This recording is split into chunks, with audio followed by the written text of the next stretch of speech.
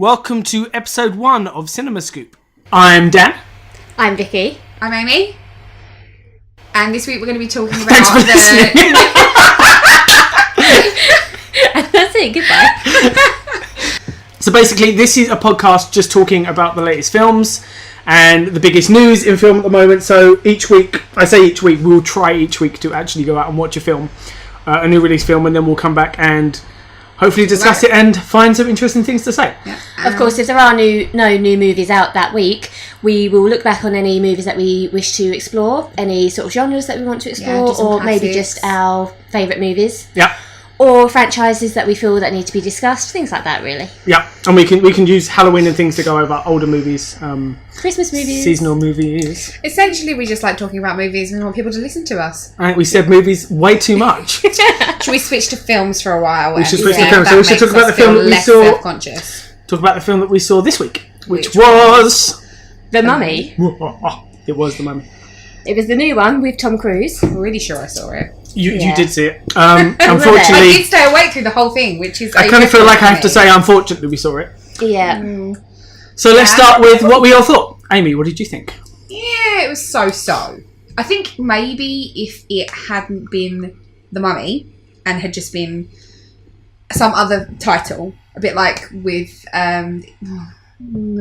what's the film with how do you blow the doors off? Michael Caine, The Italian Job? Italian Job. Not the Michael Caine version. You know when they remade it? Yeah. And it was a fairly good movie. I never saw that one, but I heard bad things. Well, no, see, but the thing is, if you look at it as its own movie and not as having any sort of connection to the original... Which is really what they should be, because they are remaking them to do that, to introduce them to a new audience. Yeah, but no matter what, because you've already got the original films, you're going to be comparing it at least in some way. Okay. And so if they called it something different and it had been just... a movie about a mummy, then maybe it would have been better. But I don't know. The problem is, I've heard this argument a lot, but the problem is that Mummy is an iconic Universal movie, and because they're remaking it as part of their dark universe, you can't really change that story because it's not the origin story of the Mummy. You kind of have to follow that formula. Did change the story a lot. I thought that this movie was basically a Tom Cruise action adventure with a few horror elements thrown into it. And the kind of story that it was trying to tell was about a mummy, but I don't think it worked. I think it was mostly just trying to be a Tom Cruise action adventure thing. Yeah. And I have reasons for thinking that, and I will get into that a bit later. And go into it a bit further. Yeah, that's kind of how I felt. The problem with the film is that I'm a massive fan of the original Mummies. And when I say the original, I mean because I'm a millennial. My original movies, the 99 movies, because they were fun movies and I watched them as a kid. So when I was a kid, I'm thinking they're fun, they're a bit zany. Yeah, they're funny, but they're actiony and they've got cool special effects.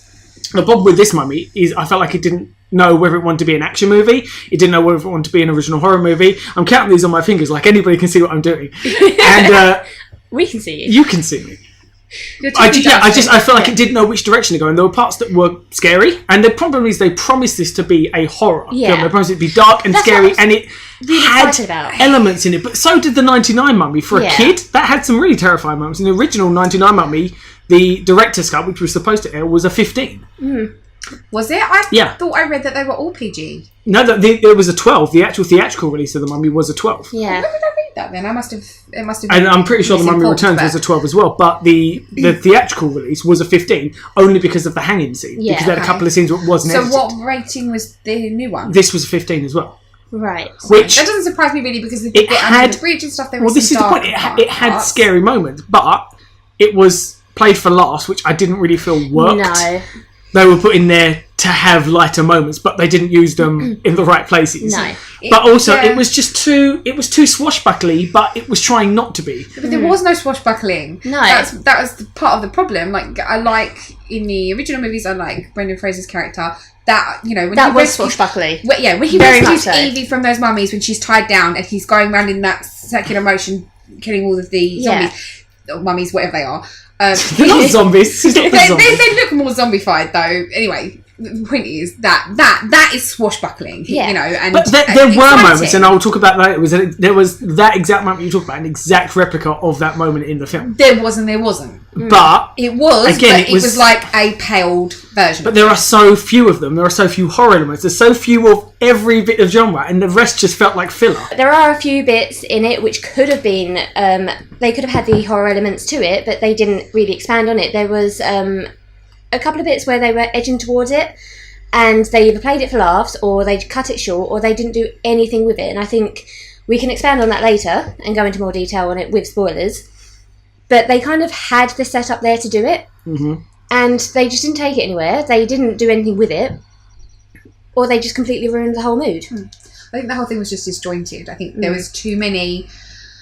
They were trying to do too many different things, and so everything felt like it was just being shoved in. Like all the comedy moments, and Jake Johnson showed up. The problem is, it was forcing. I think that you in. can put. It's easy to say you can put a lot of this down to the fact that they are building a cinematic universe, and they've got to start somewhere. But in this regard, it's not like the Avengers films where you're taking a Captain America film, though there have been Captain America films. Or that that wasn't the first one, was it? It was Iron Man. Yeah. Well, the Hulk technically. People tend to forget it. If you think about Iron Man as being the first one that actually made an impact, that they announced this is the cinematic universe, and everybody made that connection. Everyone went, "Ooh, then okay." Iron Man, as far as I know, there weren't many. If there were, there's never been like a successful mainstream Iron Man movie. So you can kind of loosely take the origin stuff. Sorry, I thought I just touched your foot. You can. Don't start tickling Vicky in the middle of the podcast. We'll devolve into laughter. Anyway, so you can kind of take elements from the original comic book, but largely it was a completely new story. With this film, you're starting a new. What are you laughing at? You're laughing about it. I'm sorry. Well, edit. The point is, they're starting a new movie in the Dark Universe, but you've got to stick quite strictly to the original Mummy. So it's hard to reinvent the wheel, but they're not really doing that because the 99 Mummy did that, effectively. I feel, in that same vein, is that they are trying to set it up in this new universe, but you can take lessons from both Marvel and DC who are setting up their own universes. There probably are others, but they're not explicitly universes as they're going into at the moment. But what they've done with this one, Dark Universe. Yeah, so they're really trying to sell it as a compact universe which are all intertwining and they're all connected. Like Marvel. But what Marvel did is they did the Incredible Hulk, whether you remember it or not. They did Iron Man. There were some characters that could intertwine. There was some crossovers. But they were generally their own films with their own themes, and they were very singular at the time. And it wasn't until later when you started having the Avengers, when they started coming in. I mean, it was even Iron Man 2 when you had Black Widow come in. Mm-hmm. Yes, and Nick Fury had a bigger role, which was actually significant and not just a cameo. And that they were already well established by that point. They had their own voice. You could tell what they were going with it. All the characters were established. But with the Mummy movie, and what they were doing with this, is they just threw so much at it. Yeah. And I feel Russell Crowe's character in it, who he plays, they involved that so much. It was well into half hour of the film of exposition of him giving exposition to this whole universe that they're trying to create. Yes. And I feel it took away so much of the movie, because they could have had so much that they could have done with the Mummy's backstory, because we had hardly any of that. I wonder if the Mummy, I mean, I don't know much about the original Universal Monsters movies, but I wonder if the Mummy wasn't the best choice, purely because I know that they technically started this with Dracula Untold, but it kind of seems like Universal was sweeping that under the carpet. Much like let's pretend that didn't really happen. But with this film, because of the fact the 99 remake is still kind of fresh in people's minds, and that's what they associate as being a remake, this maybe wasn't the best one to start with, because the 99 one didn't have those horror elements, so this is hard to set up as a serious film when that's what people remember so fondly. I think I'm the only one out of the three of us who have seen the 1932 movie, because I did it when I was researching for my A-levels for film studies. I did about the evolution of the horror film industry and what each sort of decade represented as the horror movies and how they changed. And so I watched a few of the horror movies from like the 1920s and 1930s, which was all like the Nosferatu, Cabinet of Dr. Caligari, and it was The Mummy, and the Swamp Monster one, which I can't remember the name of. But I must say, out of watching the Creature from the Black Lagoon? That's the one. Yeah. They're remaking that as well, so we're going to see that soon. Yeah, they are. They're also doing Bride of Frankenstein. Okay. Taking the 3 versions of The Mummy from Universal, because there are many, many, many, many Mummy films. Yeah. But going from these 3, which is the 1932 film The Mummy, the 1999 film The Mummy, and then the 2017 version The Mummy. But those are the 3, and they all have the same name, so I'll probably just mention them by their date. Mm-hmm. But the 1932 movie and the 1999 version were very similar. They both have the 2 mummies are both called Imhotep and Anaxes in the Moon. I can't say her name. But actually, what's interesting is the original one. I read that. Is it Boris Karloff? Yeah. So he played Imhotep, but they also credit him as playing Ardeth Bay, which is, I'm guessing, it's Oded Fair, right? In the 99 movie, they cast Oded Fair to play Ardeth Bay as a separate character. But I think it was nice that they had that homage to the name. Yeah. However, it was used in the original movie. Maybe it was like his original name before he was. Was it the same character or was it? I can't remember. I haven't watched it very recently, but I do remember the general theme of it was that Imhotep and Anaxes in the Moon got separated and they want to get back together, and it was generally a love action story. Although the 1999 version is a bit more, I want to say Indiana Jonesy. It is Indiana Jones because that's how Stephen Sommers conceived the movie. He pitched it to Universal. Originally, they were going for a really dark horror route. Yeah. And then he came in and said, actually, I'm thinking more of an Indiana Jones swashbuckling film, and they said, do it. Yeah. So, yeah. And that's what really worked. But in terms of themes and storytelling, they are very, very similar. And although the 1932 one did have horror elements to it, it wasn't really jump scares. It was more of a building sort of, like an atmosphere. Building atmosphere, it was. I think it also had the fact that it was a product of its time because horror movies were not that well known at that point. And also black and white, Yeah. For audiences back in the 1930s, it was a brand new concept, and anything new is terrifying. Yeah. In that, if it's designed to be that way, because nobody's seen it before, there's nothing to compare it to. There we go. It was one review that I read. It was there were almost no shock moments. Instead, a creeping atmospheric tension builds through plenty of expressionist cinematography until finally, and we only briefly see Karloff in his full mummified form.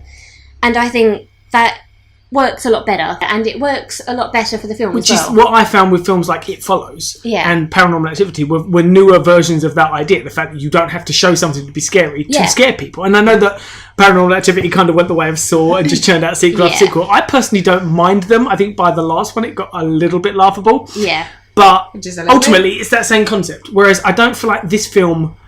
I don't feel like it even really was a horror film, or even if it was, I don't think it was trying to be a horror film. I think that the trouble is that you can't put a particular genre on it. No. Because they try to shove too much into it. The other problem is that horror is typically a very niche audience. If you look at how much The Avengers takes, which is over $1 billion, if you look at something like a horror film, you're lucky if they break 100 million. Yeah. Well, and the budget for this was 125. 125. So... they needed it to be more broad than that. And I get that. And they're trying to set up the whole universe. I do get that. But the trouble is that they took it too far in trying to set up a universe. You've got to know where it's going. Okay, so the next thing I want to talk about with the new movie is Tom Cruise. So what do we all think of Tom Cruise in the lead role? I like Tom Cruise, and I know sometimes I can hate a movie because I don't like the actor, but it's very rare. Nicolas Cage. I don't hate on Nicolas Cage. I don't hate Nicolas Cage. I can't see him as anything other than Nicolas Cage. I think his acting is just so cringy, and anyway. That's because you haven't seen him with his goose face! Really loud.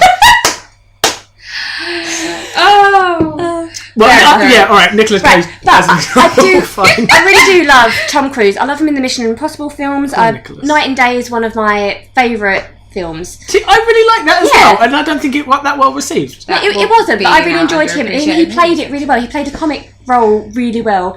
He plays action roles really, really well. But what I didn't like about this film is that he seemed to be only able to play the action role. Yeah. See, I think the thing is, Tom Cruise is... the reason that this film is... I mean, the film is naturally bombing. It's 16% on Rotten Tomatoes at the moment. If Tom Cruise wasn't in this, I can guarantee you that score would be lower. Tom Cruise is a bankable name. But I think it's completely ridiculous that it's 16% on Rotten Tomatoes. And then, what did we say? It's, second in the box office? Second at the box office. So, despite the fact that it's being seriously panned, critically panned... People still can see it. Completely everything... everyone is still seeing the movie. I'm gonna again reference a series of films that is the same as this, and I know that I say I may be in the minority, but the Resident Evil films are an example of films that are critically and are almost commercially slaughtered as well, but still take serious bank at the box office. Going on that, the fact that Tom Cruise is in this movie is why it's doing extremely well in South Korea. It's kind of like the Germans love David Hasselhoff thing. South Koreans apparently love Tom Cruise. In one review I read was that it's like top of the box office. They absolutely love it. It's the same height as them. Yeah. I think maybe Tom Cruise might have hurt the movie. From what some of the things I've read is that he had a lot of control over the writing of it, the directing of it. Apparently it's very difficult to work with. Editing of it and the marketing of it. And he actually sent the script back for rewrites because he wasn't in it enough. And one of my main complaints of the film was the pacing and the fact that it wasn't enough to do about the mummy and the backstory and everything. And I'm wondering, I mean, obviously I don't have all the detail of what was rewritten. But would it have been better beforehand? I'm wondering if it wasn't Tom Cruise who was starring in it and we didn't have to have so much focus on that character, if maybe like the 1999 films, we would have had a lot more focus on the actual mummies and a lot more backstory. The thing is, I think the problem is with this kind of stuff is because it's conjecture, you kind of have to take it with a pinch of salt. Yeah. But in the same regard, my personal problems with the movie were not around Tom Cruise. I thought he did a great job with it. Yeah. And my problems were the other characters. I did not like Jenny. Well, let's get into this point then. Yeah, I thought there was nothing endearing about her. She was annoying. She was really annoying. Who was it played? Annabelle Wallace. Which apparently was Tom Cruise's idea. Yeah, because he saw her in Poldark. And was it Poldark? Some TV show. Yeah. Surprised Tom It was a Cruise TV watches show. Poldark. He saw her in a TV show and he insisted that she audition. I mean, personally, I don't know any of her work, so I can't say that she's not a good actress. I think she did a fine job with the film. The problem is, she had a good role. her character was just unlikable. So when things happen and she's non-spoiler alert, in danger later on, I feel like don't care. Nobody cares. Yeah. Because she didn't have the charisma that Rachel Weisz had. She's supposed to be intelligent. She's supposed to know about archaeology and about Egyptian law and the past. But she didn't convey it in the same way that Rachel Weisz did. Rachel Weisz was kind of withheld a bit, and she was a bit unsure, but she was confident that she knew what she was talking about. But she was charismatic and she was a nice person. The fact that she saved Brendan Fraser, all right, she did it because she wanted to go to Hamanapsha, but she did it without thinking, and she started to feel something for him, and she was a bit warmer. Yeah. This character was just a bitch. She really was. Two things. It was Peaky Blinders, not Poldark. That's right. And you have seen her because she was in Annabelle. Oh, wow. Oh, was she? Yeah. Playing who? Was she one half of the couple? Mia. I don't know. I'm guessing. There were only two main people in Annabelle. It was the married couple. I don't think I've seen Annabelle. You're not missing much with Annabelle. No. I'm not really surprised. But I feel like her character was very underwritten. She was only there to carry Tom Cruise to different places. Yeah, and essentially for the end. Yeah, and if they'd written Tom Cruise as a person who kind of knew more about the situation and could take himself places, she would serve absolutely no role in the movie whatsoever. Except for the ending. Well, on that point, we're talking about characters. No, I didn't like it, but I mean, you needed some sort of catalyst for him to make that decision. Yeah. You're talking about characters, so I'm going to talk about Russell Crowe. And spoiler alert, because I think it's kind of hard to go forward and not talk about spoilers in the movie when we're talking about Russell Crowe. Yeah, because nobody knows what character he's supposed to play. Which is because they're setting it up. My thoughts on Russell Crowe kind of differ from what the internet's saying. I actually didn't mind his character. I understand that they've made him kind of vital to the whole Dark Universe. Sorry, Russell Crowe is my favourite thing about the entire film. Really? It's like Russell Crowe plays Dr. Jekyll, and spoiler alert. You already done that. Didn't cost spoiler the reason. But he played Dr. Jekyll and obviously Mr. Hyde, and obviously they're tying. Is it obviously Mr. Hyde? Yeah. Yes, because they're two. They're always the same person. See, I know nothing about this, so I didn't know. You don't know the story of Dr. Jekyll and Mr. Hyde. I knew he did play Mr. Hyde, but I have no idea who Mr. Hyde is. So I actually wish that they had explained a little more in the movie about what that was going to be. Well, because they assumed that most people would know, but basically, but if you're rebooting it, you can't assume. No, because they'll have presumably he will have his own movie and set it up more. Yeah. In detail, but they assumed that most people would know. Anyway, I want to talk a little bit about the Russell Crowe part of the film because it was my favourite part, which is kind of weird because my favourite part of The Mummy was the bit that was about Dr. Jekyll and Hyde. So my favourite part about the film was about a completely different film. You might as well have gone to see Dr. Jekyll and Mr. Hyde. I would have liked to. It seems like it's going to be a really good film if they make it. They are actually doing that, right? They might he might be like Nick Fury, where he just joins them all together. The thing is, apart from that promotional image where they released the main actors that are going to be and who they're going to be playing, I don't think they've announced details as to what films are going to be on the agenda. Well, I know what's next, which is Bride of Frankenstein. Is it? Okay. Yeah. Okay. Like at first, it seems like he's just there to serve up exposition, and I feel like there was a lot of exposition in the movie, both at the beginning where he's explaining all the story, and then during the middle there was even more exposition, and I swear my eyelids were drooping during that bit. I don't think that's any different from the way that Agent Coulson did it in the Avengers. No, it just was maybe more interesting. But the Avengers had plenty of movies to build up to that point, so we kind of knew the world. We kind of knew the basic premise. It was a lot in one film, but when he came in, I felt the fact that as soon as he just said like he was Dr. Jekyll, I thought, okay, that's when it's starting to interconnect. That's really, really good.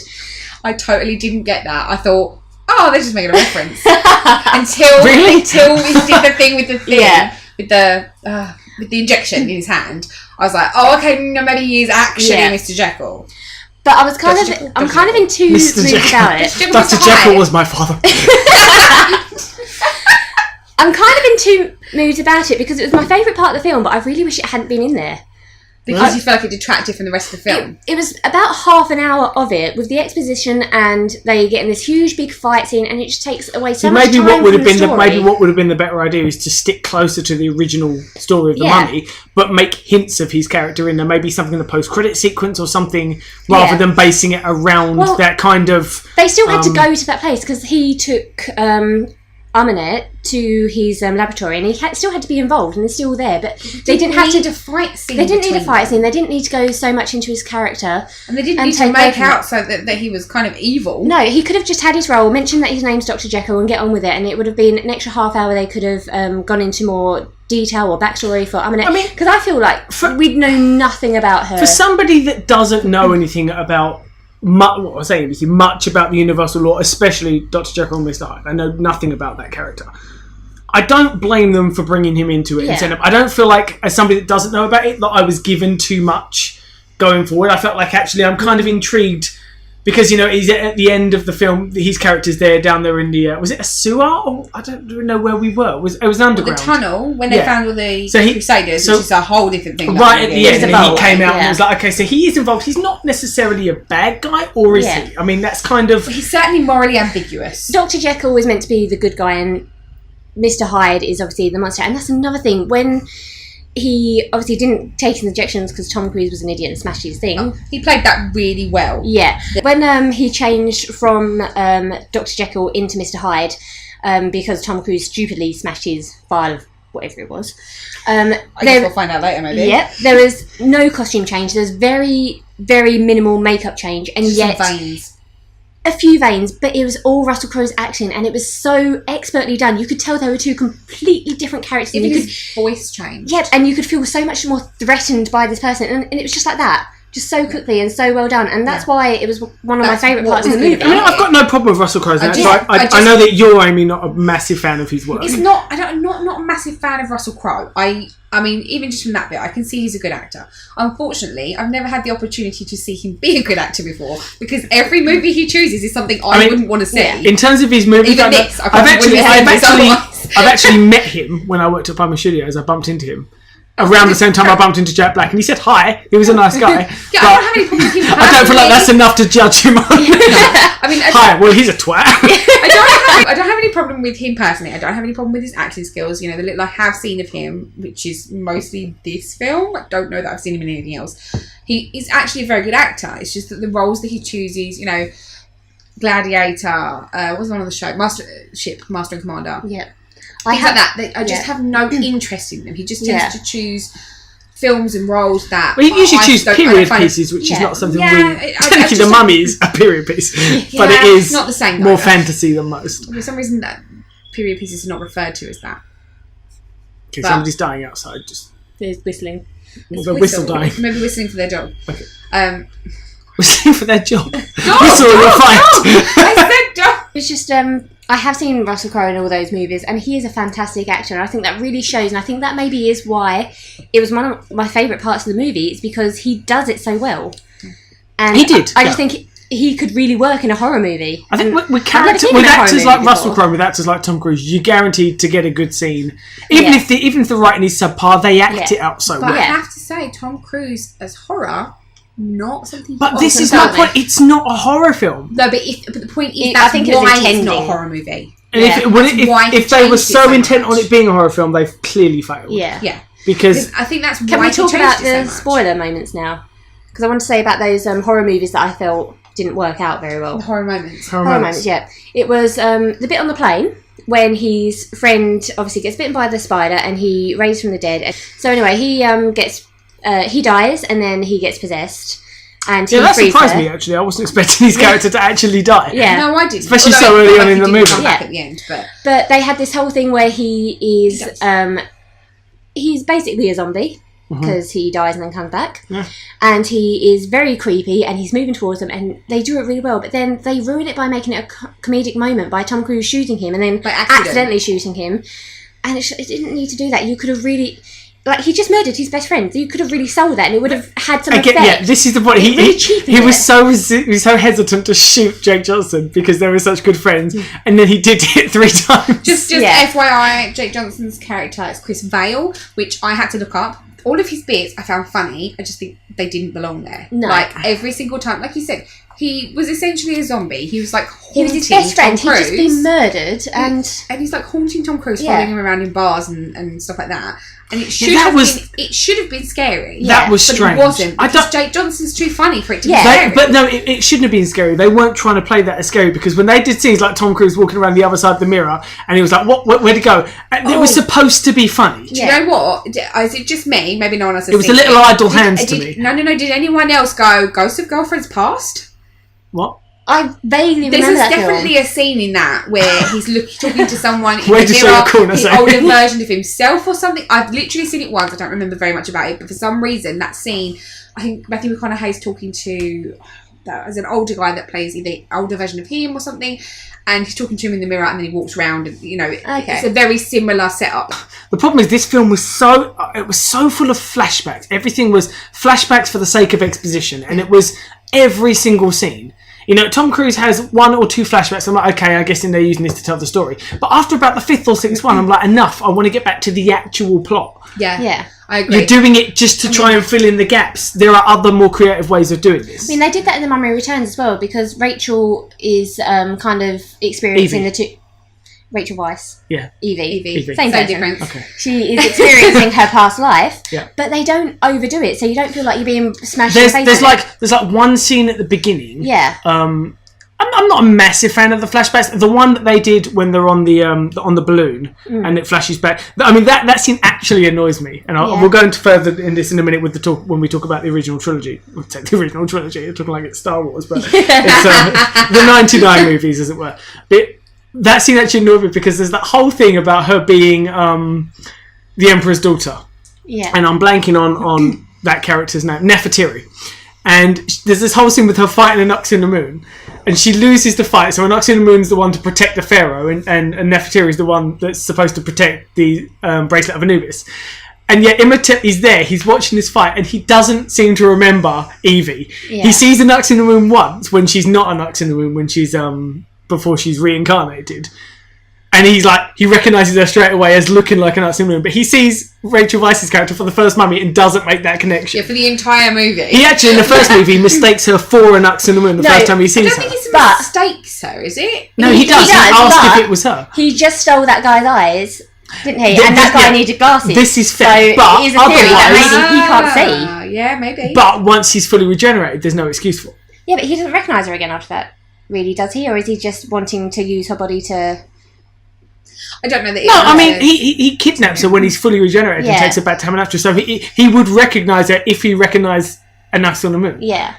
I just think that there's regardless. But that's because that's a plot hole because they didn't. This is something that can be overlooked because the films are swashbuckling and light-hearted and kind of campy. You're not meant to take them too seriously. No.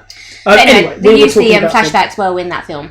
But other horror elements that they really could have kept, it was when they're in the underground and they're being chased by one of the Knights Templar zombies, which aren't mummies because they were never mummified, so they don't count as mummies. That's okay. I mean, there is a mummy, so at least that is, and not like the third mummy film reanimated where it was a reanimated terracotta army warrior. That was not a mummy. These at least had a mummy in it. Yeah, but they were being chased by the subway scene, and this train came by, and they were flush up against the wall, and they were being chased sideways by the zombie. I think they could have done a bit more than that, because they just kind of left it there, and that could have been quite scary. And then it was a few minutes later when they're in the flooded chamber, because this burial chamber of the Knights Templar is meant to be quite close to the Thames, and it's all flooded, and it was hinted at really early on in the film, so you come back to it.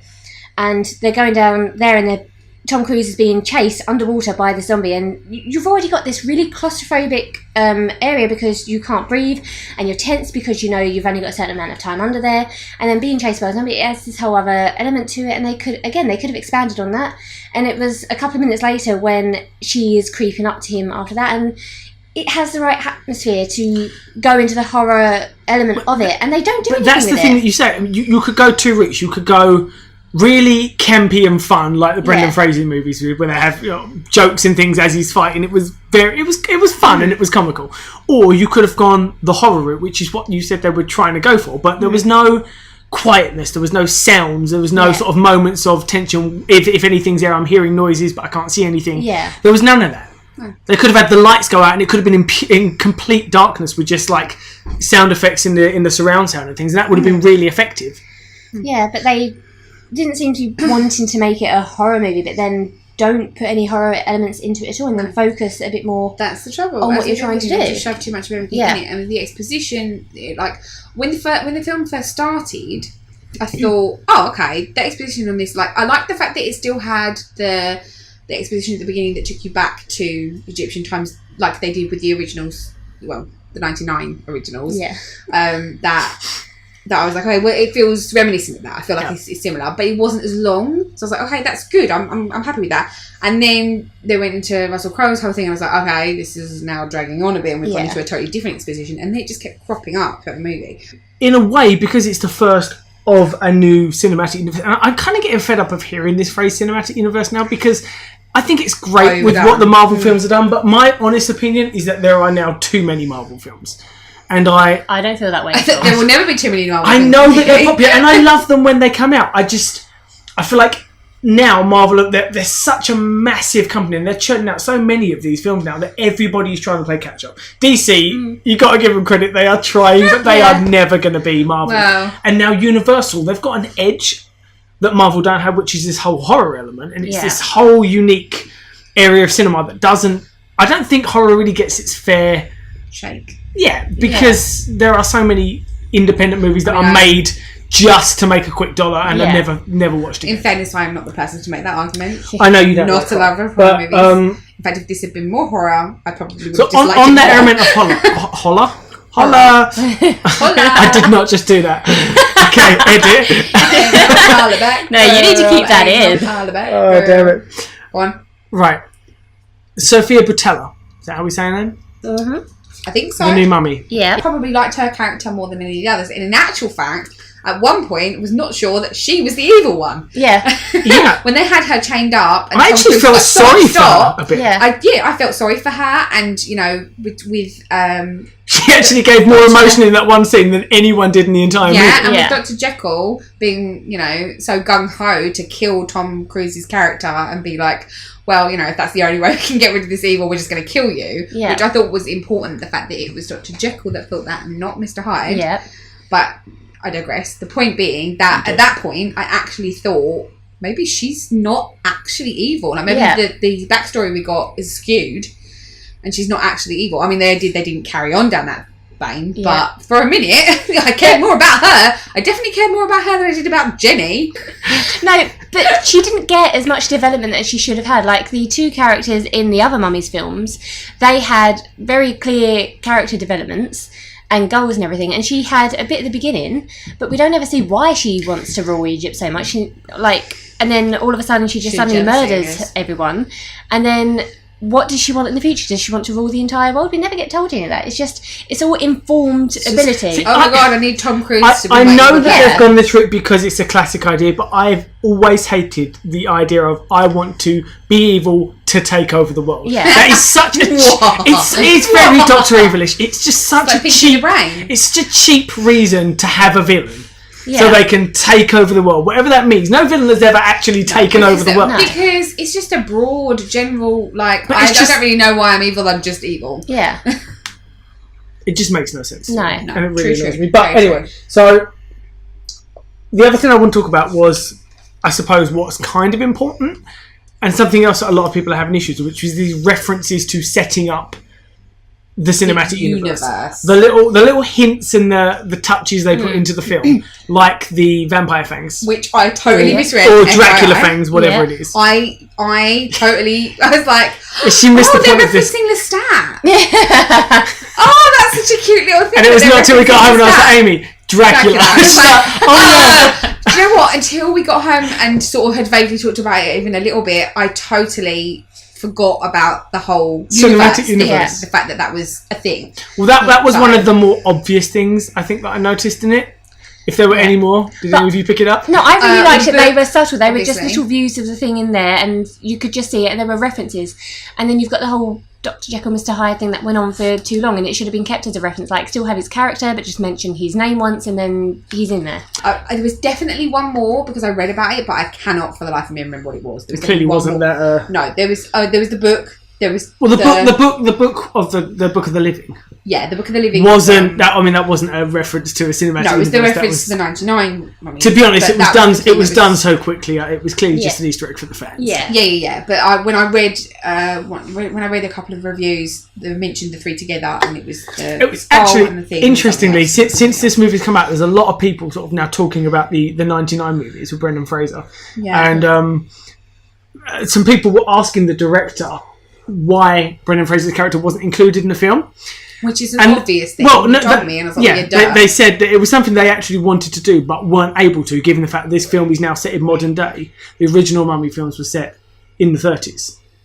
So clearly his character would not be alive today. No, so it would make no sense. Yeah. He would either have to be a mummy himself, or there'd have to be some sort of time travel element, or something. Something maybe way Evie could still be that. alive, because technically she was resurrected. I don't know if that made her immortal or not. Well, we never found out because... I mean, technically in the third one, don't talk about the third one. I have plenty to say about the third one. But they could have had his son in it or something, or even a reference to, like, they set up the foundation that Dr. Jekyll's now running. But then would have that maybe would have felt like pandering. Or just a bit pandering and going a bit too much into the backstory and taking away from the film again. Maybe. Yeah. I mean, the book itself was an Easter egg that you can go, oh, that's what that is. But they in no way, during the film, reference it as though the 99 movies were part of canon. This has happened in the past and we know about it. You know. Right. Whether we know that will later. So, final score out of 5?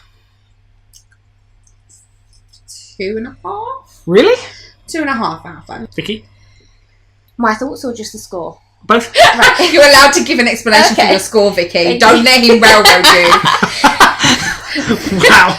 We all know you have a lot of opinions, Dan. Just calm down. Well, my overall thoughts for the movie was I felt it suffered a lot from taking the elements of the Mummy out of the Mummy.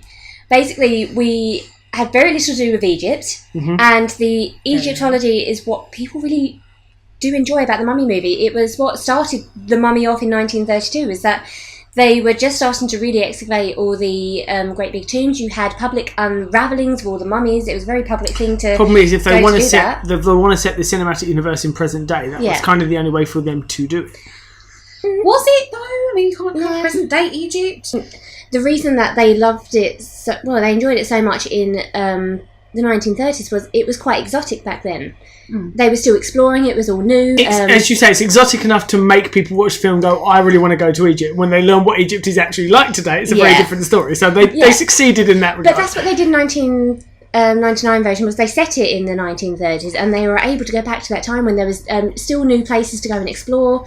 They'd only just found this place, which had been buried for like 3,000 years, and it was it's really exciting to think about things like that. And then we've got this movie where they find this thing. I think it's meant to be 5,000 years old, And they barely touch on it. They go in and marvel about all these things, and then they're out of there. And they're too busy avoiding a war. And that's the character. The character of Jenny would have been a good character to use to talk about Egyptian lore, to talk about history. And so, Vicky, final score out of 5? I would say 3. I feel like there was a lot of problems with pacing, a lot of problems with deciding what genre it was on, and I feel like they, as much as I understand they want to set it in a cinematic universe, I felt it took away from this film, and they should have probably set up the films and had them connected rather than setting up the universe and using the films as stepping stones, if you understand me. Yeah. Okay. So yours, you said 3.5? I would say 3.5. I'm surprised that I would say that, but my reasons are because I think it was a very well-made film.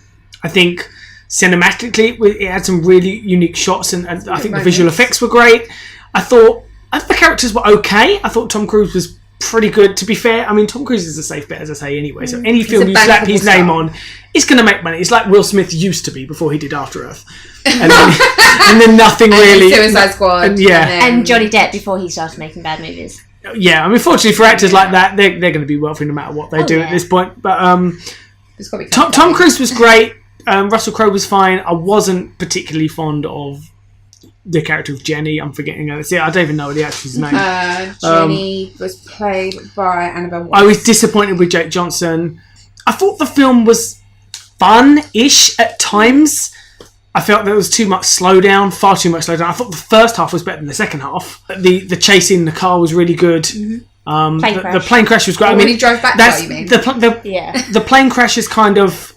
It's got the same element to it that I think we'll have in the new Spider-Man film, which is the fact that it was so heavily done in the trailers that you kind of knew the entire thing, shot for shot almost. No, I enjoyed it, but not as much as the original films. I feel like if they'd picked either horror or action, it would have been a more solid movie overall, but I feel like they're conflicted too much because they're trying to build a cinematic universe, and I think it fell victim to that a bit too much. I have to say, I disagree. I was not disappointed in Jake Johnson. I just think that he didn't belong in that film. No. That character didn't belong in that film. I disagree. Have made him funny. I disagree. I mean, by all means, you would say that the character of Jonathan in the original movie... I keep saying the original movie. I've got to stop doing it. In the 99 movie... was just played for comic relief, and he probably annoyed a lot more people, but... They all had their moments of comedy. Yeah. The comedy was scattered throughout rather than being rammed in by one character repeatedly over and over again in inappropriate moments. So basically, he was the only one with elements of comedy. Everyone else played it dead serious. Pretty and much, that's why it stood out more. That's why it was strange. So... Okay. Right. Yeah, there we have it. So Mummy, the new Mummy. Okay. Wow, that's... I'm disappointed because I thought that this could be a really good thing, and maybe they'll correct it. Maybe it's just a week. Maybe Bride of Frankenstein will be 1,000 times better. Apparently, it is being directed by Bill Condon, who just did The New Beauty and the Beast. So there's a good, it's got a good foothold there. Something to work off of. Somebody who might actually have some more creative control. And also, they don't have a beloved cult following film to come off of that, because The Mummy is so loved by its fans, and it almost has a sort of cult following. That's where true. Okay, both versions. Actually, this is why you can't pin your hopes on a director. Have you seen the reviews come through for the Book of Henry by Colin Trevorrow? No, I haven't. So this is how many minutes are we in before he's going to mention Jurassic World? I'm going to mention it. So the fact that he had only done a film called Safety Not Guaranteed, which is an independent film, which did reasonably well, but got enough critical acclaim that it was watched by Spielberg, and Spielberg was like, actually, I really like this, and called him in, and then he offered him the job for Jurassic World. So obviously he did Jurassic World, which was a big hit. It was a bit hit and miss with critics, but it was a very well made film. Smash, let's be honest. So his third movie was a film called The Book of Henry, and he's released it as this big film that he's really excited about. He's put a lot of passion to it, and it has bombed. They're literally calling it the worst movie of the year. It's bombed so heavily that there are now, I mean, I've read about 5 articles in the last 2 days saying that are Disney considering firing him from Star Wars Episode 9 because it's that bad. I don't think that they would, because I think that would make Disney look a bit crappy. Also, as people are rightly saying, there is not a director alive today that has not had a flop or two in their filmography. At some point. Although, to call it the worst movie of the year, in a year that includes Rings, That's a bold statement. This is another problem for another time. Yeah. I would urge anybody that hasn't seen Rings Don't to watch see it. Rings. I urge you to watch it if you want to know what a really bad film is like. Yeah. No. If you've never been pissed off by a film before, go watch Rings. If you want to throw stuff at the television. Now, I'm not speaking from experience because I didn't actually see it. Dan and I went to the cinema. Please not talk about it in the podcast so I don't have to see it. Yeah. Well, we actually joked about going around the stores and putting post-its on the DVD saying "Do not watch this," and realised it would look more like a publicity stunt for the movie. Which would be kind of awesome. I'm going to do nothing to help this film along because it deserves to fade from existence. You're talking about it right now. This kind of reminds me a bit of The Mummy because the reason I hated Rings so much was because I was so disappointed. It had such good potential and they really fucked it over by doing absolutely nothing with it. At least The Mummy did stuff. The Mummy, they had really good potential of doing other things, but in fairness to The Mummy, they did hit that potential in some cases. Yeah, I feel like they missed a lot more marks. But anyway, so we're going to talk about the 99 Mummy film and its 2 sequels, and its one reasonable sequel. And the abomination that was the 3rd movie. Also had a prequel, which no one ever seems to mention. Oh, well, I liked The Scorpion King when I saw it, but I didn't rewatch it for this, so I cannot say. I don't consider prequels, or it wasn't a prequel, it's a spin-off. They are very fun, adventure-filled movies. They are very much in line of Indiana Jones. They are high-fuel adventure movies. They are fun. They're the quintessential popcorn movie of the 90s. Yeah. And they very much belong in the 90s. If they were made today, they would be like something you'd see on the Sci-Fi Channel. Yeah. But which is why I enjoy them in a way that I didn't the new one, except for the last one, because they are, it's more of an action-adventure movie. Yeah. It's definitely not horror in any way, shape or form. But they are so much fun. But there's also, the reason that I find them so endearing is because they had Brendan Fraser. Yeah. And it was back when Brendan Fraser was a very bankable star. He was a big deal. He was in a lot of popular movies and he's very, very charismatic. Unfortunately, if you see him today, he looks so rough. He's so depressed. I miss him. Yeah, people do. People are calling out for Netflix because apparently Netflix is the only company in the world that can salvage an actor's career. Yeah. And they're asking for Netflix to literally rescue Brendan Fraser. Do something for him. Because he's fallen from grace and he's struggling. But that's not one of the things that is his fault. The Mummy was issues with his wife and alimony and everything. And money. The Mummy was a massively refreshing film when it came out. Nobody expected it to come out, I think, and it was at the time where you didn't get 1,000 trailers online. There wasn't news and tidbits, so you went to the cinema, you saw a trailer, and it was like, "Wow, this is amazing!" I didn't know this was coming out. But it's still bankable because ITV2 still play the first and second Mummy film almost constantly. Like, if there's nothing else on, I will go downstairs and find my mum and dad watching one of the movies on any given random weeknight. Yeah, I mean, not constantly because they're not obsessed, but more often than not, it will be on somewhere. And it's one of those that you will flick it on if it's on. And it's so easy just to watch it again. And actually, I think that in terms of its like visual effects, I think it holds up very well. Yeah, even there are still nowadays. a few things which are a bit sketchy, which you can give away because there was 90s. But Jurassic World was a massive movie. It had a huge budget, and I think there are scenes in that are slightly off, despite the fact that I love the movies. Yeah. Even the original Jurassic Park, which still holds up as like the pinnacle of how visual effects should be done, has ropey scenes. Yeah, I think that's most inevitable. Movies do. You can't do it. The original Mummy was made on a budget of $80 million, and it made $415 million. That's a massive to profit. The third one, which has let's not do that. Special effects, right? Yeah. Like they spent all their special effects budgets on the like really big things, and so they had nothing left to do the small things. So I'm only 30. Dragon Tomb. Yes, I'm just checking it up on Rotten Tomatoes at the moment to see what it's got. It was quite low. I remember that. So it's 12%. Yeah, that's lower than the new Mummy. So but that gives it something. It actually made a respectable $400 million, 401.1. Because everyone expected it to be as fun as the first two. Yeah, and I remember enjoying it at the time. I do. Me too. And this is the problem. I knew that it wasn't going to be an amazing film when you saw the fact that the biggest problem is that they recast Evie. Yeah. I'm sorry. There are a few exceptions when this works. The only time I'm ever sure that this worked was when they did it in The Dark Knight. When they recast Katie Holmes' character for Maggie Gyllenhaal. They did it in... did not like that, but then I have a soft spot. You have a girl crush on Katie Holmes, and that's okay. They did it in Iron Man as well. They replaced... John Favreau? No. Rhodey. He wasn't in it. Yes, they did with Don Cheadle. Who? Wait, no. Sounds like a Michael... I'm lost. Who are we talking about? Don... It was Don someone. It was. Let me have a look. Bear with. It was Terence Stamp. Okay. Terence Howard, sorry. Terence Stamp is someone completely different. I'm rubbish with names. It was Terence Howard played Rhodey in the first one. Okay. Or in the second film, he was replaced with Don Cheadle, and I think that still works really well. Sorry, which character are we talking about? Rhodey. Rhodey. He's sidekick. Rhodey is who? Patriot. Right. Iron Patriot. Oh my god, I don't remember. I mean, I obviously haven't seen the first one that many times. Were you about to say Iron Filing? Iron Filing! He's the best superhero.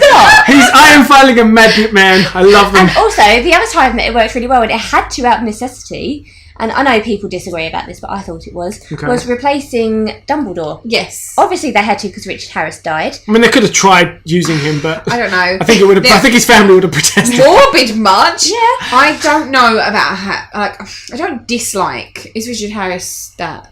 Richard Harris was the first one. Yeah, Michael Gambon was the second one. So I liked Richard Harris. Michael Gambon, I don't dislike him, but there are the fact that he didn't read the books.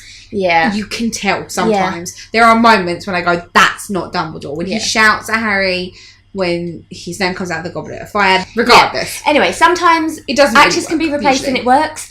Did not in this film. But this film, they had really silly moments, like when somebody asked if the character from a book was based on her, she went, "Actually, I can say it was an entirely different person." Yeah. I'm like, don't do that. No. Don't poke fun at yourselves because you couldn't get Rachel Weisz. Because what you've really done is just pissed off a whole bunch of your audience who wanted Rachel Weisz. Yeah. But I said to you, didn't I say when we were watching it, that the major issue, I think, with Maria Bello in this movie is not so much that she's a different person, it's that she's not English. No. And as much as she doesn't do a terrible English accent, it's not great. She does an American English accent. The point being that because her English accent is not, it's not terrible, it's not offensive, but it's not brilliant. Yeah. But you can tell it does not come to her naturally. She struggles with it. It's not something that's easy for her to do. And the trouble with that is that she spends too much of her performance focusing on how she's saying things and doesn't have enough left over for the actual acting. The biggest problem with it is, I say as well, we can't keep having the biggest problem. Many I think problems the problem I had is that you're portraying these characters, Rick and Evie, they're in a different place than they were in the original two. They're retired. They're at a point where they're kind of living their lives, but that you can tell that they're bored. So these characters that we all sort of grew to love are being portrayed as completely different people than when you switch that actor out with another actor. You've then got this, who the hell are you? I don't even recognise Brendan Fraser's character. You don't even get a chance because you've alienated your fan base. Way too much. And I blame Rob Cohen a lot for this because there were issues. Nobody knows the official reason. There were issues with the reason why Rachel Weisz wouldn't come back. A lot of people were saying that it was at the time she was pregnant or she just had a child and she didn't want to go all the way to China when she was away. The most common theory is that she just had a problem with the script, which is what a lot of people say. And if that's the case, not surprise me. That kind of reflects. I don't blame Brendan Fraser for taking the movie. I think that 2008 he wasn't doing so well and he probably needed a paycheck. I think the rest of his movies, particularly Furry Vengeance, reflected that. He made some bad choices, but he probably had to. Yeah. But they got John Hannah back for it. Yeah. Stephen Summers was an uncredited producer on the film. Uncredited writer, sorry. He produced the film, but he was uncredited as a writer. I just feel like the first film was 1999, the second film was 2002, I think. 2001, maybe. I have it noted down. The third film came in 2008, which was at the very least 6 years or 7 years later. There's a very large gap. And it didn't really need to be made. No. It didn't move the story on. The character of his son, the character of Brendan Fraser's son, Alex, is ridiculous. The second film, he was played by Freddie Both, who I think he went on to do a couple of other things. He did a show on Nickelodeon called House of Anubis. Okay. Just for I've context, heard of that actually. Funnily enough, he was about as quintessentially British as you could get a child. Yeah. But it's his accent, so I'm not blaming the kid at all. I think he did a great job in the film. the dude with the dragon emperor jumps across, and it's... How old is he? He looks about 35. He's meant to be like in the 20s. He's still meant to be in college. He's got like 22 maybe. You've got a... Look 22. No, he doesn't look like it at all. And you've got an actor who I think was from... The only thing I remember, I looked it up, the only thing that I'd even heard of him was Home and Away. Okay, he was born in Canada, so this is where it gets confusing. He was born in Canada, but he's got an Australian/New Zealand accent. Well, he obviously was raised in Home and Away. Playing an English child who's somehow developed an American accent. I think the only reason they gave him the American accent was to make him more like Rick. They wanted him, the whole point with it, when they're comparing the guns and... But it's ridiculous. They're trying to make him as much like Rick as possible. He's got such a poor American accent. For one, you watched it going, why has he got an American accent? It makes no sense. Could have just been British. And then he has lines... It's easier for him to do from an Australian accent to a British one. But then he has lines like he said, it's not about size, Dad, it's about stamina. I'm just like, you've completely lost it. The biggest problem with the film is that it just doesn't work as a movie. It's unnecessary. The plot points are ridiculous. There's not actually a mummy, so to speak. All of the side characters, the character of Lynn and Alex, who cares about their relationship? Yep. They are both boring. Rick and Evie, in the second movie, there's that scene where they come back from the opening scene, when they've got the bracelet of Anubis, and they're walking through the house. Yeah, and she's trying to convince him to go back to the Oasis, and that is whole scene is perfect character chemistry between the two of them. It's so well done. They don't have that in this film. Good chemistry. This movie, the closest they get to that is that scene on the rooftop when they're having a fight because Evie feels that Rick has sort of dropped the ball with Alex, and he feels that she's been smothering him. But even that feels forced. The rest of the movie, there is no chemistry. That was the only bit where I felt like her acting, she managed to get through the accent to actually act. Because she wasn't having to talk loudly or emphatically. It was very soft, and so she could focus less on how she was saying the thing and think more about what she should be feeling behind the words. But again, if that was the only moment they really connected, there was a part where he almost died and she was trying to protect him, and... Yeah, that's sad. Well, the second movie, she did die. She gets stabbed by a nux in the moon and dies. And that, I mean, I remember seeing that scene at the cinema, thinking, what the hell? They're going to kill her? Not thinking, I was... 6. No, I wasn't 6. I was like 13 or 14 at the time it came out. So I didn't realise that they would try and bring her back. Yeah. But the whole point is the original two movies were played for fun. There were silly moments in them. They were very light-hearted at times, most of the time.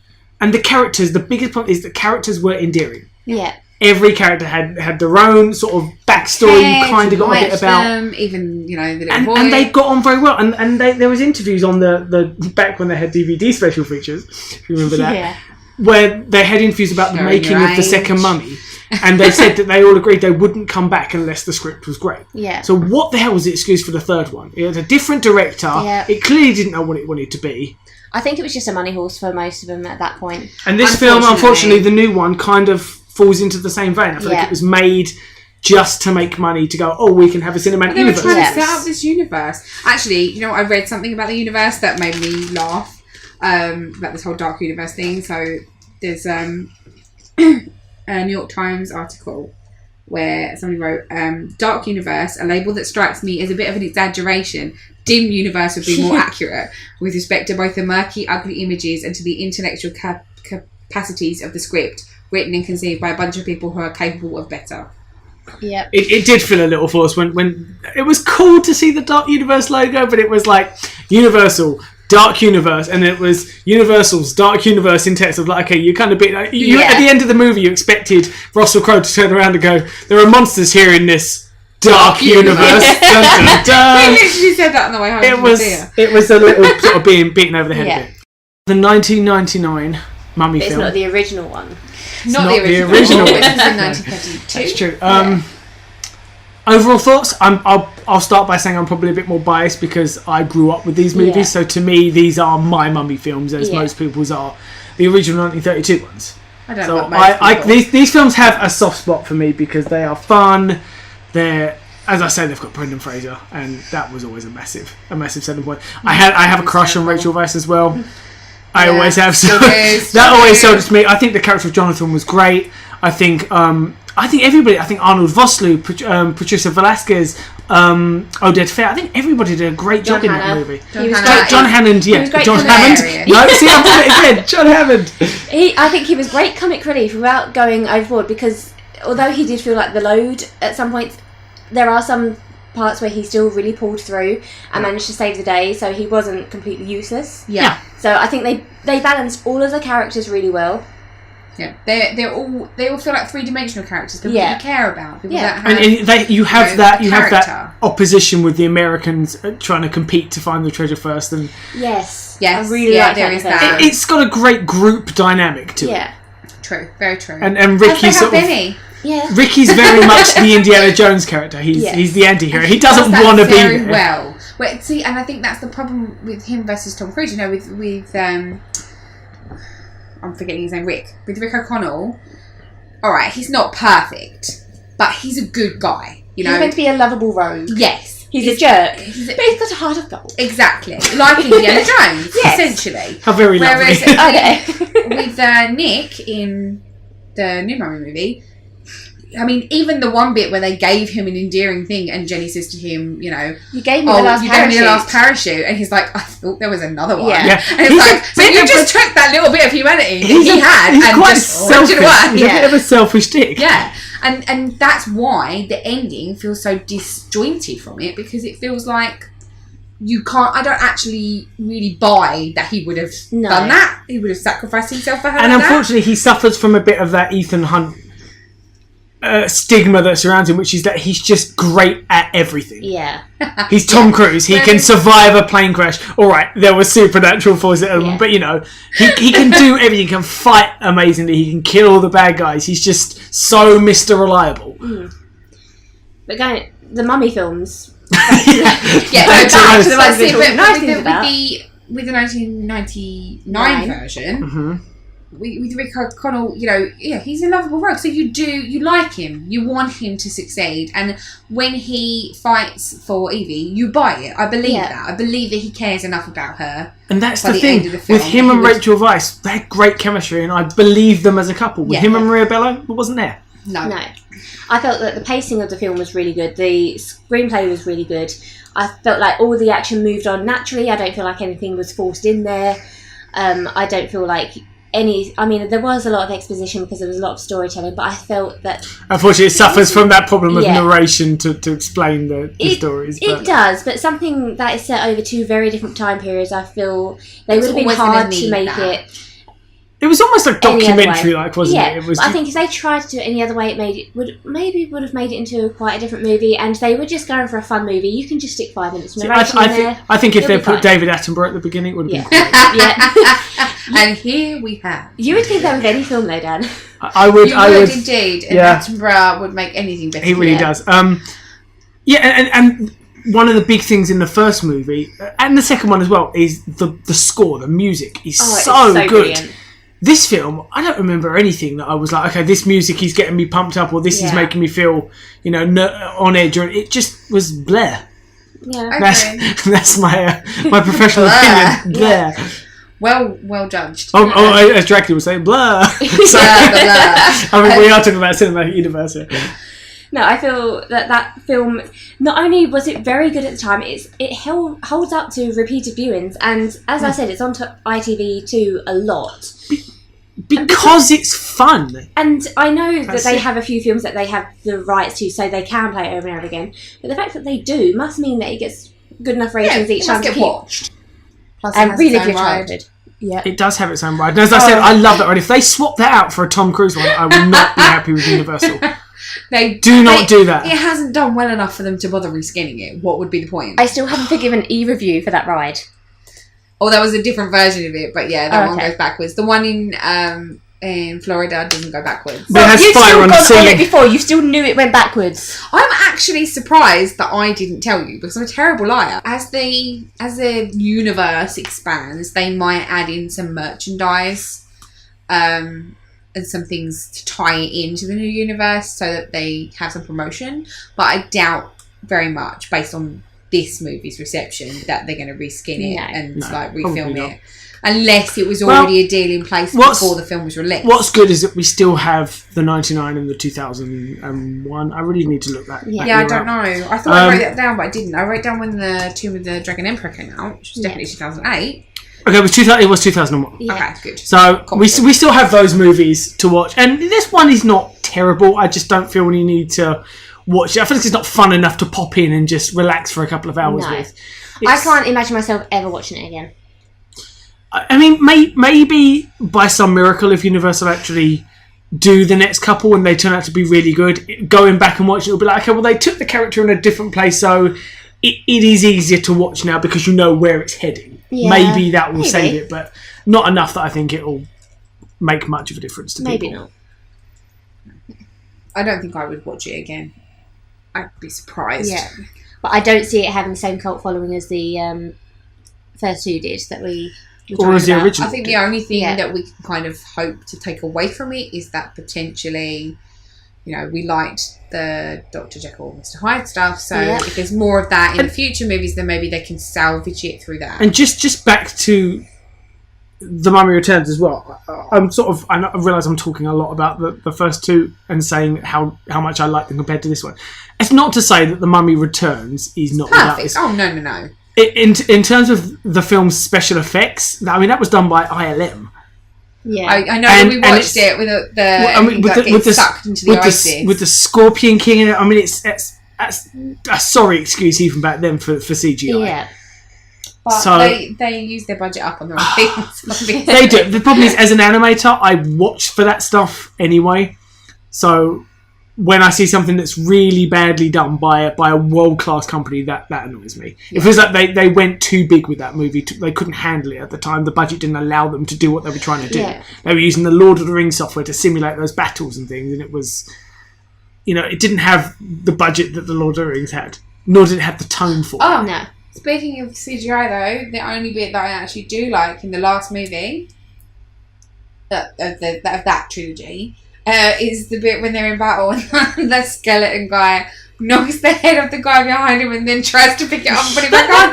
That's the only bit. That film, the one with the Eye of Shangri-La when it opens into that crystal, that was actually a really cool effect. Yeah, but that's where all of their budget went. Yeah. The thing, as anybody that's ever done animation, crystal is hard. I mean, that's one of the hardest things to simulate and to render. That's where all of their budget went. Yes. Well, there we go. The Mummies didn't quite have the effect that I was hoping for, but not I don't think it's as big a train wreck as the press are saying it is.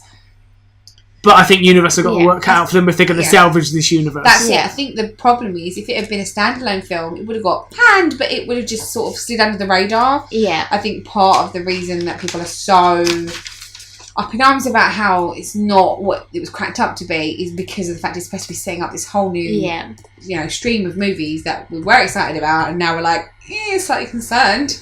I think Universal need to look at all the criticisms from this film and learn from it so they don't make the same mistakes in the future. They have a lot of movies set up. They've got a lot of money pouring into this dark universe. They need to really look at what went wrong so they make sure they don't do it again. Make sure they don't do it again. I think that's fair. Agreed. Because I really enjoyed the original, like in the 1920s and 30s, the horror movies, when I had to research them for my A-levels, I really enjoyed them in the way they were made. And they were Universal. It's their own property. They have the capacity to do this right. They just have to get it right. And, okay, they need to remake them for the modern age, and our ideas have changed a lot, and what we enjoy has changed a lot. Society has changed. You can't scare people the same way. The audience has changed so much, and you do need to change it. But you still need to keep what was good about it. Unfortunately, we're living in the age of remakes and reboots, and a bad movie like this, it's not going to stop Universal. If they wanted to reboot the Dark Universe again tomorrow, they would do it. Yeah. But I think, if anything, companies like Sony have taught us that you don't have endless tries, and if you keep fucking up, eventually your viewers will abandon you. Yeah, eventually you're going to end up with too many movies. Now You See Me 2, they tried to franchise, that didn't work out. Yeah. Ghostbusters, everybody knows how that was received. I personally think that was an okay movie, but again, for another time. Yeah. Let's just hope that Universal don't repeat that, because they had a huge hit with Jurassic World last year, and with Fast and Furious 7. That is bankable every year. Yeah. They're making tons of money. They've just got to make sure that they keep it. And I'm sure the new Mummy film will make its money back. Yeah. I don't think they're in danger of that. They've just got to... The box office is obviously taking money. It's just... the budget was, big, but even compared to the originals, it's not massive. There's a difference between making a bankable film and a good film, and I really want them to be good films because it's a genre I really like. Monster movies are something that I really used to love and enjoy, and I just really hope that they can make them good, because I would love to have more good movies to go see that appeal to me. Right, okay, so for this next section, we're going to do, this is hopefully something we're going to try and do every week, which is a trivia game. Yeah. Okay, so the way this works, every week we're going to try and do a trivia section, try and do 10 questions relating to the film we've just seen, or around the topic that we're talking about. Yeah. And then we'll try and carry these questions over, so each week we'll sort of do a tally of who's in the lead. So this week I will be asking the questions, because the Mummy films are films that I'm a lot more... It would be unfair for you to answer the questions. Yeah, I know these films better. In all honesty, Vicky knows them better than I do, so she's probably... And then each week we'll try and rotate who's asking the questions so that we can keep it fair as we go along. Yeah. And then the winner will win. Bragging rights. Mystery prize. Bragging rights, absolutely. Mystery box. We should take a vote right now on who we think it's going to be. Maybe. Eventually, I want to try and get some competitions going with the listeners, and people can like and comment and hopefully try and play along, and then we will be able to give out some prizes and have some fun. Yay! Okay, right. So whenever you're ready, we'll start the first one. Are you ready? Wait, no, hang on. Are we doing buzzers? Because we were supposed to get buzzer apps on our phones, and my phone's like really dead. Actually, okay. We can make our own buzzer. Yes. So you guys. Quack. Listen. You've attracted Rory now. Okay, our dogs come in. Rory, you can't play these games. No. You're too small. But he knows the answers. Hello. Is it the quacking? Did the quacking wake you up? I'm sorry.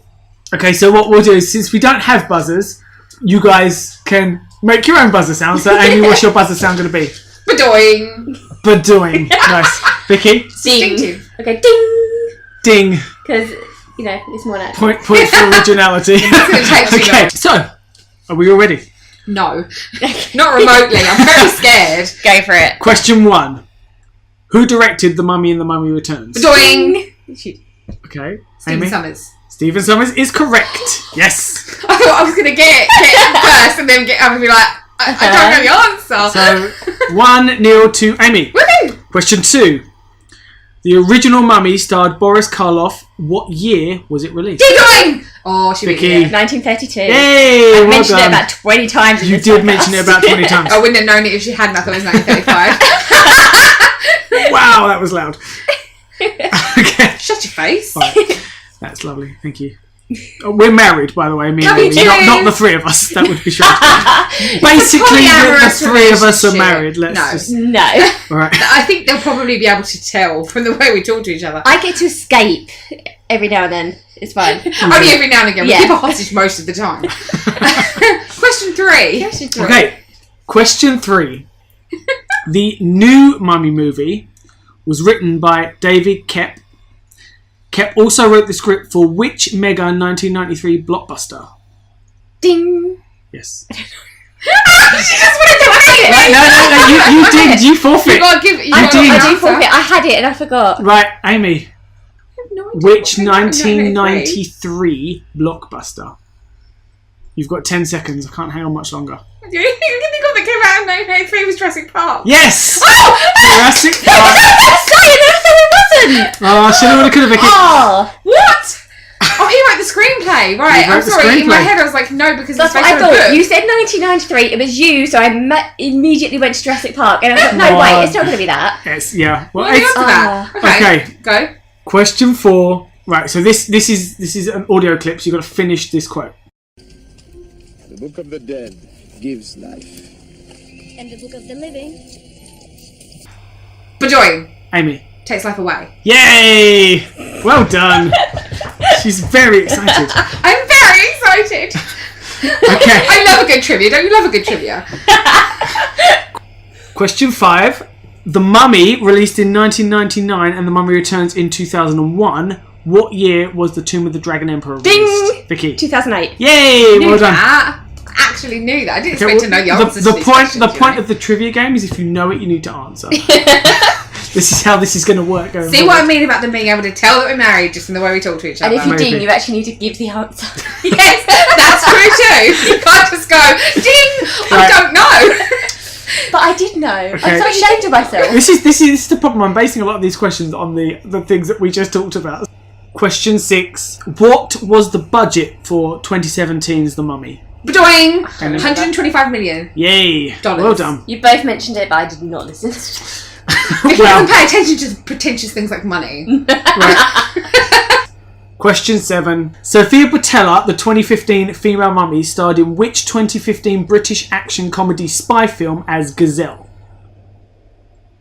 Bedoing. Amy. Oh. Zootropolis. No. No. That's not a British spy film. That's Shakira. You said Gazelle, and I immediately went, it's Zootopia. Gazelle, it must be animals. She didn't start as a gazelle. I don't know. And also you phrased the question wrong. You said 2015, Mummy. I'm totally confused now. Oh, Vicky, do you know the answer? Vicky, I do. I don't remember the name of it though. time's up. Anyway, the answer is Kingsman: The Secret Service. Yes. I knew that! Oh my god, I'm so angry at I could have myself. described the I knew that. movie to you. And Does you that said count? to Just a me feature. that there was something that she was in, and I thought you were talking about Star Trek. Again, She was in full of gazelles. No!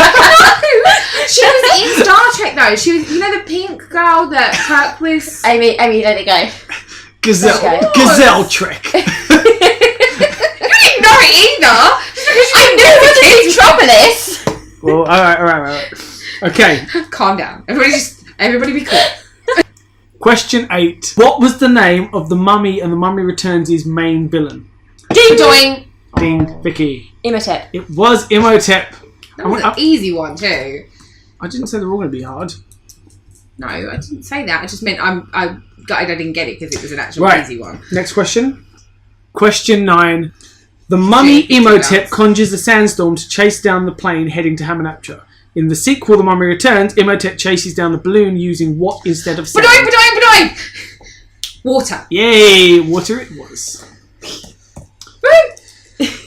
Question 10. What does the British government ask Rick and Evie to courier to China? Ding! The Eye of Shangri-La. Yay! Well done. It is Shangri-La. Oh, yay. Okay, so that's it. We just know who won. One of the questions we both got wrong. Amy got 5, Vicky got 4. The winner is Amy. Oh! I'm pleasantly surprised by that. So, guys, thanks so much for listening. I hope you enjoyed it. I hope you felt we had some kind of some insightful things to say about this movie, and feel free to. We're going to post this on as a downloadable podcast, and we'll put this on our YouTube channel as well, which is blank. To be determined. And I will add this in at some date once we've got a YouTube channel up. So feel free to give us a like, comment, and subscribe, and join us next week where we're going to be talking about Wonder Woman.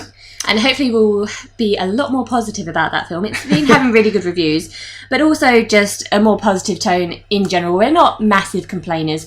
We did start off this week being very negative about that film. Yeah, unfortunately, this is a bad choice for us. It did have a lot of negative things to be said about it, but we are generally people who look on the bright side of things, and there are a lot of really bad movies which we really enjoy and we stand up for. We do actually plan to at some point start including, at least on occasion, a segment that we're thinking of as the underappreciated movie. Oh yeah. Things that we particularly enjoy but that maybe most people don't, or maybe don't even know about, and that we want to talk about and get more people to hear about because we think it should be, getting more appreciation. So as I say, next week we'll do Wonder Woman. Vicky's already seen Spice World. Just FYI. We'll talk about that. Yeah. We'll see if we can. That can be your underappreciated movie, Dan. I think that's a stretch, but fine. I don't think it's underappreciated in the slightest. Vicky's already seen Wonder Woman, I want to point out, but me and Amy haven't yet seen it, so this will be seeing it for the first time, and